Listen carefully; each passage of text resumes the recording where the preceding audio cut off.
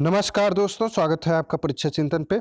मैं विवेक आप लोगों को स्वागत करता हूं आज के इस नए वीडियो में, जो कि संबंधित है जीके जीएस से क्वेश्चन। कुछ महत्वपूर्ण क्वेश्चन है, टॉप 50 क्वेश्चन जीके जीएस के, जो कि आने वाले कॉम्पिटिटिव एग्जाम की दृष्टिकोण से महत्वपूर्ण है। आप यूपी पीसीएस का एग्जाम दे रहे हो, या वीडियो लेखपाल की वैकेंसी आनी है, टेक्निकल असिस्टेंट वैकेंसी आने वाली है, या आप यूपी बीएड का एंट्रेंस एग्जाम दे रहे हैं, तो उसमें भी जीके जीएस के 50 क्वेश्चन जो हैं वो पूछे जाते हैं। तो आज की इस वीडियो में हम टॉप 50 क्वेश्चन जो जीके जीएस के पूछे जाते हैं, तो उनको इस वीडियो में सॉल्व करेंगे। तो यूपी पीसीएस कंबाइंड एग्रीकल्चर का एग्जाम होने वाला है 30 मई को, उसके दृष्टिकोण से ये वीडियो महत्वपूर्ण है। तो इससे क्वेश्चन जो है ये प्रीवियस ईयर क्वेश्चन पेपर है, जो कि कॉम्पिटिटिव एग्जाम में पूछे गए हैं, तो उन्हीं को इस वीडियो में सॉल्व करेंगे। तो चलिए स्टार्ट करते हैं। जिन्होंने अभी तक टेलीग्राम ग्रुप नहीं ज्वाइन किया है, वो टेलीग्राम ग्रुप को ज्वाइन कर लें। वहाँ से डेली करंट से रिलेटेड आपको इन्फॉर्मेशन मिलती रहेगी। जिन्होंने अभी तक चैनल को सब्सक्राइब नहीं किया है, वह चैनल को सब्सक्राइब करें, लाइक करें, कमेंट करें, वीडियो को ज़्यादा से ज़्यादा शेयर करें। तो चलिए स्टार्ट करते हैं। पहला क्वेश्चन है, भारत में उत्तर प्रदेश का द्वितीय स्थान है उत्पादन में। ए है गन्ना के, बी है धान के, सी है आलू के, डी है गेहूं के। तो इसमें में से प्रश्न में पूछ रहा है कि उत्तर प्रदेश का सेकंड रैंक किस क्रॉप के प्रोडक्शन में है। तो चार ऑप्शन में से आपको पहचानना है, गन्ना, धान, आलू, गेहूं में से। तो इसमें में से राइट आंसर जो है वो बी, धान के उत्पादन में जो है वो उत्तर प्रदेश का दूसरा रैंक है, जबकि गन्ना, आलू एवं गेहूं ये तीनों के उत्पादन जो है यूपी का पहला रैंक है इंडिया में। तो ये आपको याद रखना है। तो यहाँ से दो तरीके से प्रश्न पूछे जाते हैं। उत्तर प्रदेश का प्रथम स्थान किस में है, तो गन्ना, आलू एवं गेहूं में है।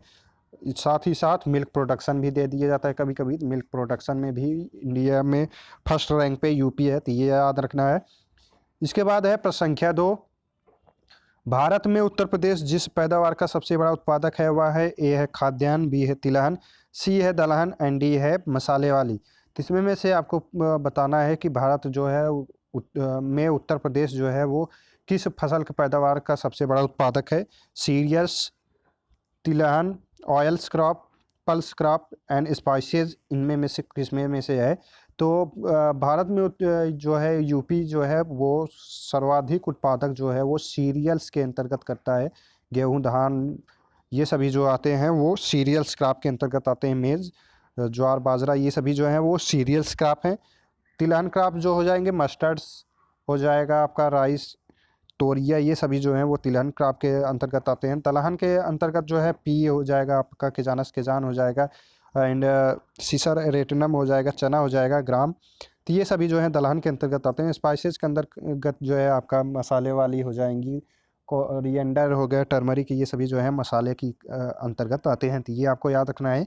अगला प्रश्न है प्रश्न संख्या 3, उत्तर प्रदेश में खरीफ फसल की बुआई होती है। ए है जनवरी से फरवरी के दौरान, बी है अप्रैल से मई के दौरान, सी है जून से जुलाई के दौरान एंड डी है अक्टूबर से दिसंबर के दौरान। तो ये कॉम्पिटिटिव एग्जाम में एग्रीकल्चर के कुछ क्वेश्चन थे जो कि जीके के रूप में पूछे गए थे। तो ये हैं, तो उत्तर प्रदेश में खरीफ फसल की बुआई जो है वो कब की जाती है। तो राइट आंसर जो है वो सी है, 103 में जून जुलाई के दौरान जो है उत्तर प्रदेश में खरीफ फसल की बुआई की जाती है। तो ये राइट आंसर जो हो जाएगा सी हो जाएगा। अगला प्रश्न है प्रश्न संख्या 104, निम्न फसल समूहों में से किसके उत्पादन में उत्तर प्रदेश जो है संपूर्ण देश में अग्रणी है। ए है गेहूं, जौ, मूंगफली, बी है गेहूं, गन्ना, आलू, सी है चना, गेहूं, सरसों एंड डी है चना, गेहूं, जौ। तो इसमें में से 104 में जो है वो राइट आंसर आपका बी होगा, गेहूं, गन्ना, आलू, मिल्क, ये सभी में जो है इंडिया में फर्स्ट रैंक जो है यूपी का है। तो ये आपको याद रखना है, काफ़ी बार कॉम्पिटिटिव एग्जाम में इससे रिलेटेड क्वेश्चन पूछे जाते हैं। तो गेहूं, गन्ना, आलू हो जाएगा। प्रथम अग्रणी राज्य जो है यूपी है इन क्षेत्रों में। इसके बाद है 105, उत्तर प्रदेश की पारीक्षाबाद किस नदी पर अवस्थित है। ए है बेतवा, बी है केन, सी है रिहंद, डी है रोहड़ी। तो ये आज के ही वीडियो में हमने ये क्वेश्चन उत्तर प्रदेश के जो डैम हैं, रिवर्स हैं एंड लेक्स जो पाए जाते हैं, झीलें पाई जाती हैं, उनके बारे में एक वीडियो, कंप्लीट वीडियो अपलोड कर रखा है। तो वहाँ से जिन्होंने अभी तक नहीं देखा वो देख सकते हैं। तो वहाँ से आपको परीक्षा जो पारीक्षाबाद हो गया, डैम्स, और जो भी महत्वपूर्ण रियन बांध हो गया, ये सभी जो क्वेश्चन कॉम्पिटिटिव एग्जाम में पूछे जाते हैं, तो वहाँ से जाके देख सकते हैं। तो इसमें उत्तर प्रदेश का पारीक्षाबाद किस नदी पर स्थित है, तो ये कमेंट करके बताना है। तो ये राइट आंसर जो है वो ए, बेतवा बांध पे स्थित है। तो राइट आंसर जो हो जाएगा आपका ए, 105 में जो है ए बेतवा नदी पे जो है वो परीक्षाबाद स्थित है। और ये कहाँ पे है, तो ये झांसी में स्थित है। तो ये कॉम्पिटेटिव एग्जाम के दृष्टिकोण से महत्वपूर्ण है। कहाँ पे है, तो झांसी, आपको याद रखना है। इसके बाद है प्रश्न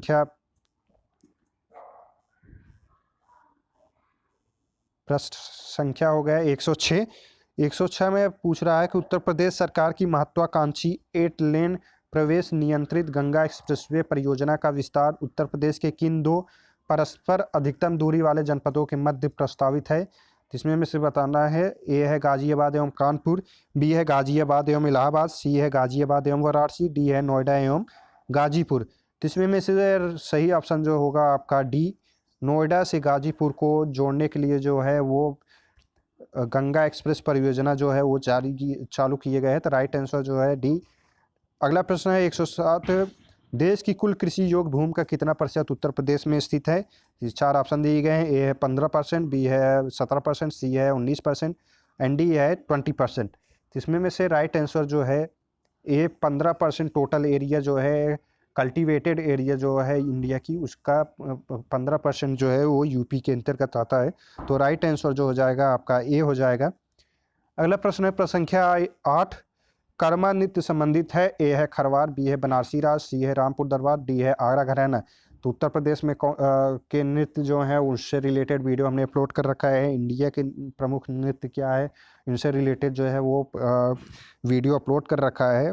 इंडियन फोल्क डांस, ये सभी जो है वो हमने ऑलरेडी वीडियो अपलोड कर रखा है। जिन्होंने अभी तक देखा नहीं वो आज जाके देख सकते हैं। यूपी स्पेशल से कंपटीशन में कॉम्पिटेटिव एग्जाम में पूछे जाते हैं क्वेश्चन, तो ये सब जो वीडियो अपलोड कर रखे हैं वो वहाँ से जाके देख सकते हैं। तो इसमें प्रश्न पूछ रहा है कर्मा नृत्य संबंधित है, तो इसमें राइट आंसर जो हो जाएगा आपका एक खरवार जात से ये नृत्य जो है वो संबंधित है। ये सोनभद्र साइड में जो है ये नृत्य किया जाता है। तो ये राइट आंसर हो जाएगा आपका ए।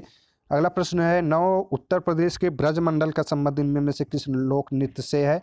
ए है चरकुला, बी है छोलिया, सी है जोगनी एंड डी है नटवरी। इसमें में से राइट आंसर जो है आपका ए चरकुला नृत्य जो है उत्तर प्रदेश के ब्रजमंडल से संबंधित है, जो कि मथुरा साइड में ये नृत्य किया जाता है। ये कॉम्पिटेटिव एग्जाम में पूछा जाता है। ये बहुत ही फेमस है। चरकुला नृत्य कहाँ का नृत्य है, उत्तर प्रदेश का है। ये काफ़ी बार कॉम्पिटेटिव एग्जाम में पूछा गया है, तो ये आपको याद रखना है। अगला प्रश्न है 110। लोक नृत्य राहुला का संबंध यूपी के निम्नलिखित में से किस एक क्षेत्र से है। 4 ऑप्शन दिए गए हैं, ए है पूर्वी क्षेत्र से, बी है पश्चिमी क्षेत्र से, सी है मध्य क्षेत्र से एंड डी है बुंदेलखंड क्षेत्र से। तीन चारों में से आपको बताना है कि राहुला नृत्य जो है वो किस क्षेत्र से संबंधित है यूपी के। तो इसका भी वीडियो हमने बताया था कि कॉम्पिटेटिव एग्जाम के दृष्टिकोण से जो महत्वपूर्ण थे उनको उस वीडियो में बताया रखा है। तो जिन्होंने नहीं देखा है वो जाके देख सकते हैं। नृत्य से रिलेटेड एक क्वेश्चन पूछा जाता है कोई भी एग्जाम हो। तो इसमें 110 में जो राइट आंसर है वो डी बुंदेलखंड क्षेत्र में राहुला नृत्य जो है वो संबंधित है बुंदेलखंड क्षेत्र से। तो ये राइट आंसर आपका डी हो जाएगा। अगला प्रश्न है 111। हरिदास जयंती प्रतिवर्ष मनाई जाती है।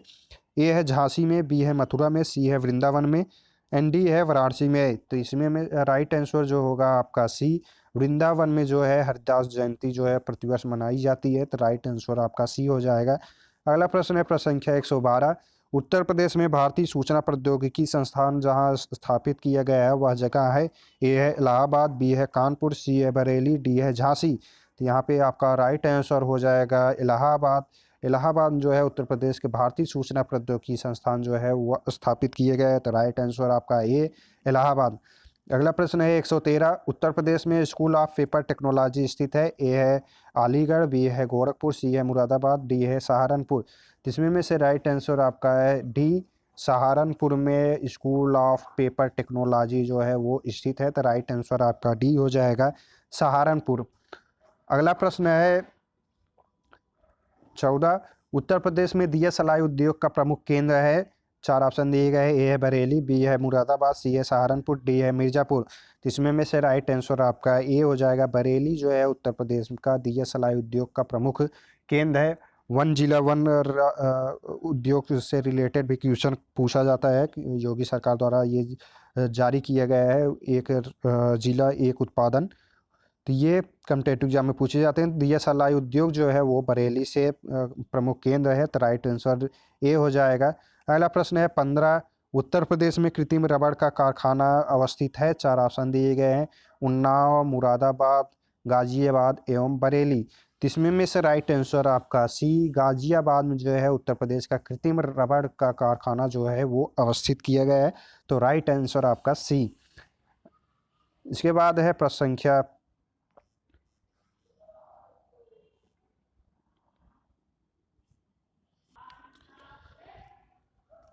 संख्या 16। संविधान के अंतर्गत भारतीय लोकतंत्र के आदर्शों को हम कहाँ देख सकते हैं? ए है भाग 4, बी है भाग 1, सी है प्रस्तावना एंड डी है भाग 3। तो संविधान के अंतर्गत भारतीय लोकतंत्र के आदर्शों को हम कहाँ देखते हैं? तो राइट आंसर आपका सी, प्रस्तावना में जो है वो भारतीय लोकतंत्र के आदर्शों को दिया गया है। हम भारत के लोग भारत को संप्रभुत्व संघात्मक लोकतांत्रिक गणराज्य बनाने के लिए ये जो है वो प्रस्तावना में दिया गया है। तो संविधान के अंतर्गत जो है भारतीय लोकतंत्र के आदर्शों को हम देख सकते हैं। तो राइट आंसर आपका सी हो जाएगा। इसके बाद है प्रश्न संख्या 117। भारत के नियंत्रक तथा महालेखा परीक्षक की नियुक्ति कौन करता है? ए है वित्त मंत्री, बी है लोकसभा अध्यक्ष, सी है प्रधानमंत्री एंड डी है राष्ट्रपति। तो महानियंत्रक एवं लेखा परीक्षक से संबंधित टॉप 25 क्वेश्चन जो है वो हमने ऑलरेडी अपलोड कर रखा है। जिन्होंने अभी तक वो वीडियो नहीं देखा है वो जाके देख सकते हैं वहाँ से। तो भारत के नियंत्रक तथा महालेखा परीक्षक की नियुक्ति कौन करता है? तो 117 में आपका सही हो जाएगा डी, राष्ट्रपति जो है वो नियुक्ति करता है। नियंत्रण एवं महालेखा परीक्षक कैग का नियुक्ति जो है वो राष्ट्रपति के द्वारा किया जाता है। तो राइट आंसर डी हो जाएगा। इसके बाद है प्रश्न संख्या 18। भारतीय संविधान का कौन सा अनुच्छेद राज्य सरकारों को ग्राम पंचायतों के गठन का निर्देश देता है? ए है अनुच्छेद 40, बी है अनुच्छेद 51, सी है अनुच्छेद 32, डी है अनुच्छेद 37। इसमें में से राइट आंसर आपका ए, अनुच्छेद 40 के अंतर्गत जो है भारतीय संविधान में राज्य सरकारों को ग्राम पंचायतों का गठन का निर्देश देती है। हालांकि ये राज्य के ऊपर निर्भर है कि वो ग्राम पंचायत का गठन करें या न करें। तो इसमें जो अनुच्छेद 40 है वो आर्टिकल 40 के तहत दिया गया है। इसमें जो है ये नीति निर्देशक तत्व के अंतर्गत ये रखा गया है कि राज्य सरकार जो है वो ग्राम पंचायतों का गठन करे। तो इससे रिलेटेड भी वीडियो हमने अपलोड कर रखा है पंचायती राज का, वो जिन्होंने अभी नहीं देखा है वो जाके देख सकते हैं। इसके बाद है प्रश्न संख्या 119। भारत के महान्यायवादी को कहाँ पर सुनवाई करने का अधिकार है? ए है कोई भी सेशन न्यायालय, बी है भारत का कोई भी विधि न्यायालय, सी है उच्चतम न्यायालय, डी है कोई भी उच्च न्यायालय। तो इसमें में से आपका राइट आंसर हो जाएगा 119 में बी, भारत के कोई भी विधि न्यायालय में भारत के महान्यायवादी जो है वहाँ पे सुनवाई करने का अधिकार उनको दिया गया है। तो राइट आंसर आपका बी हो जाएगा, भारत का कोई भी विधि न्यायालय। अगला प्रश्न है प्रश्न संख्या 120। प्राचीन चोल साम्राज्य की राजधानी कहाँ पर थी? ए है तंजावुर, बी है मदुराई, सी है उरैयूर एंड डी है कावेरी पूमर पट्टिनम। इसमें में से राइट आंसर जो है आपका 120 में वो सी, उरैयूर जो है वो प्राचीन चोल साम्राज्य की राजधानी थी। तो ये एशियंट हिस्ट्री से क्वेश्चन पूछे जाते हैं। तो ये प्राचीन चोल साम्राज्य की राजधानी जो थी उरैयूर थी। तो राइट आंसर आपका सी हो जाएगा। इसके बाद है प्रश्न संख्या 121। नीचे दिए गए दिल्ली के सुल्तानों के वंशों को कालानुक्रम में व्यवस्थित कीजिए। ए है खिलजी वंश, बी है तुगलक, सी है सैयद एंड डी है गुलाम। इसमें में से आपको क्रम में सीरियल्स में लगाना है कौन सा सुल्तान वंश जो है वो दिल्ली की सल्तनत पे बैठा था, व्यवस्थित करना है। तो इसमें में से राइट आंसर जो है वो सर्वप्रथम जो है गुलाम वंश दिल्ली की सुल्तान जो वंश थे वो गुलाम वंश, इसके बाद खिलजी, इसके बाद जो है वो तुगलक और लास्ट में जो है वो सैयद। तो ये राइट आंसर आपका बी हो जाएगा 4, 1, 2, 3। तो गुलाम वंश, खिलजी, तुगलक, सैयद ये क्रम जो है वो व्यवस्थित है। तो राइट आंसर बी हो जाएगा। अगला प्रश्न है 122। अधिकांशतः प्राकृतिक प्रक्रिया द्वारा किसी वस्तु का उत्पादन किसका क्रियाकलाप है? ए है तृतीयक क्षेत्र, बी है तकनीकी क्षेत्र, सी है प्राथमिक क्षेत्र एंड डी है द्वितीयक क्षेत्र। जिसमें में से राइट आंसर आपका 122 में हो जाएगा सी, प्राथमिक क्षेत्र के अंतर्गत आता है। प्राकृतिक प्रक्रिया द्वारा किसी वस्तु का उत्पादन जो है वो प्राथमिक क्षेत्र के अंतर्गत किया जाता है। तो राइट आंसर सी हो जाएगा। अगला प्रश्न है प्रश्न संख्या 123। मांग का नियम किस पर आधारित है? ए है पूर्तिकार की प्राथमिकता पर, बी है उपभोक्ता की प्राथमिकता पर, सी है निर्माता की प्राथमिकता पर एंड डी है विक्रेता की प्राथमिकता पर। तो मांग के नियम जो है वो किस पर आधारित होते हैं? तो राइट आंसर 123 में जो हो जाएगा बी, उपभोक्ता के प्राथमिकता के आधार पर ही मांग का नियम जो है वो आधारित होता है। अगर उपभोक्ता नहीं होंगे तो मांग जो है वो नहीं होगा, उपभोक्ता होंगे तो मांग होगा। तो इसलिए मांग का नियम जो है उपभोक्ता की प्राथमिकता पर आधारित होती है। तो राइट आंसर आपका बी हो जाएगा। अगला प्रश्न है 124, निम्नलिखित में से कौन सी जीएनपी की गणना की विधि नहीं है? ए है बचत उपागम, बी है अतिरिक्त मूल्य उपागम, सी है आय उपागम एंड डी है व्यय उपागम। तो इसमें में से राइट आंसर आपका ए, बचत उपागम जो है वो नेशनल व्यय लेखा जो है वो बचत उपागम के द्वारा नहीं, राष्ट्रीय आय की गणना जो है वो नहीं की जा सकती है बचत उपागम के द्वारा। तो राइट आंसर ए हो जाएगा। अगला प्रश्न है 125, राष्ट्रीय ऋण का एक भाग जो बाह्य ऋण के रूप में जाना जाता है क्या होता है? प्रश्न में पूछ रहा है राष्ट्रीय ऋण का एक भाग जो बाह्य ऋण के रूप में जाना जाता है वह क्या होता है? तो ये इसके 4 ऑप्शन दिए गए हैं। ये 4 ऑप्शन है। सरकार द्वारा विदेशों से उधार ली गई राशि, बी है सरकार द्वारा विदेशी सरकारों को उधार दी गई राशि, सी है देशवासियों द्वारा विदेशों से उधार ली गई राशि एंड डी है देशवासियों द्वारा विदेशी सरकारों को उधार दी गई राशि। इसमें में से राइट आंसर आपका हो जाएगा 125 में जो है वो ए, सरकार द्वारा विदेशों से उधार ली गई राशि जो है उसके अंतर्गत आती है, बाह्य उधार के अंतर्गत। राइट आंसर हो जाएगा ए। इसके बाद है प्रश्न संख्या 126, वह विनिमय व्यय की लागतें जो तब उत्पन्न होती हैं जब कोई उत्पादक फर्म स्वयं स्वामित्व रखती है तथा उत्पादन की कुछ चीज़ों की पूर्ति करती है क्या कहलाती है? ए है अंतर्निहित लागतें, बी है प्रतिस्थापन लागतें, सी है सुव्यक्त लागतें, डी है मौलिक लागतें। तो राइट आंसर 126 में हो जाएगा ए, अंतर्निहित लागतें जो हैं वो इसके अंतर्गत आती हैं। तो राइट आंसर ए हो जाएगा। अगला प्रश्न है 127, ग्राम राज्य के माध्यम से राम राज्य के बारे में किसने कहा था? ए है जयप्रकाश नारायण, बी है जवाहरलाल नेहरू, सी है महात्मा गांधी, डी है विनोबा भावे। इसमें राइट आंसर जो है वो 127 में सी, महात्मा गांधी ने ही कहा था ग्राम राज्य के माध्यम से ही राम राज्य की जो है वो किए जाता है। इन्हीं के कहने पे जो है आर्टिकल 40 के तहत जो है वो ग्राम राज्यों को ग्राम का पंचायत के गठन के लिए निर्देश दिए गए था। तो ये कथन ग्राम राज के माध्यम से राम राज जो है वो महात्मा गांधी ने कहा था। तो राइट आंसर सी हो जाएगा। अगला प्रश्न है 128, निम्नलिखित में से किस बायोम को विश्व की ब्रेड बास्केट कहा जाता है? ए है भूमध्य सागरी, बी है उष्णकटिबंधीय सवाना, सी है मध्य अक्षांश घास स्थल एंड डी है टैगा। तो ये घास के मैदान से रिलेटेड क्वेश्चन काफ़ी बार कॉम्पिटिटिव एग्जाम में पूछे जाते हैं। इसका वीडियो पब्लिकली डाला गया है, जिन्होंने नहीं देखा है वो जाके देख सकते हैं। तो 128 में जो आपका सही ऑप्शन है वो सी, मध्य अक्षांश घास स्थल जो है वो ब्रेड बास्केट के नाम से जाना जाता है विश्व बायोम में। तो ये राइट आंसर आपका सी हो जाएगा। ये काफ़ी बार कॉम्पिटिटिव एग्जाम में पूछा गया है। अगला प्रश्न है 129, एशिया तथा उत्तरी अमेरिका किसके द्वारा पृथक होते हैं? ए है बेरिंग जलडमरू, बी है कुक जलडमरू मध्य, सी है बास जलडमरूद मध्य, डी है डोवर जलडमरूद मध्य। इसमें में से राइट आंसर बेरिंग जलडमरू मध्य के द्वारा एशिया तथा उत्तरी अमेरिका जो है वो पृथक होती है। तो राइट आंसर ए हो जाएगा। इसके बाद है प्रश्न संख्या 30, प्रकाशानुवर्ती संचलन किसके द्वारा नियंत्रित किया जाता है? ए है साइटोकाइनिन, बी है एथिलीन, सी है ऑक्सिन, डी है जिब्रेलिन। इसमें में से राइट आंसर जो है वो 130 में सी, ऑक्सिन के द्वारा जो है प्रकाशानुवर्ती का संचलन जो है वो नियंत्रित किया जाता है। तो राइट आंसर जो हो जाएगा सी हो जाएगा। तो इस तरीके से कुछ महत्वपूर्ण क्वेश्चन हैं। आपको कमेंट करके बताना है कि दुग्धजनक हार्मोन का स्राव कहाँ पर होता है, ये आपको बताना है कमेंट करके। नेक्स्ट वीडियो में हम किसी नए कुछ महत्वपूर्ण टॉपिक क्वेश्चन लेके आप लोगों के बीच उपलब्ध होंगे। तब तक के लिए वीडियो देखने के लिए धन्यवाद। वीडियो पसंद आए कमेंट करें, लाइक करें, शेयर करें।